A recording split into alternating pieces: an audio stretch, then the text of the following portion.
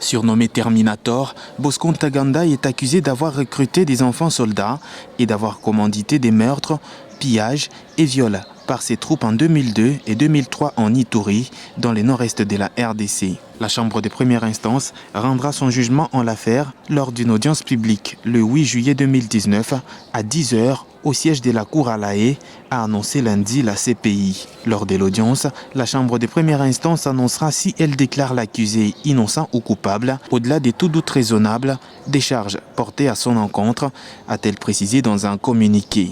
Aujourd'hui âgé de 45 ans, l'ancien général redouté de l'armée de la RDC doit répondre des 13 crimes de guerre et des 5 crimes contre l'humanité pour lesquels il a plaidé non coupable en 2015. Selon des ONG, plus de 60 000 personnes ont perdu la vie depuis l'éclatement en 1999 des violences sanglantes en Ituri. Bosco Ntaganda a joué un rôle central dans la planification des opérations de l'Union des patriotes congolais et de son bras armé, les Forces patriotiques pour la libération du Congo, FPLC en sigle, avait martelé en août l'accusation lors d'une dernière phase de son procès qui s'est ouvert en décembre 2015.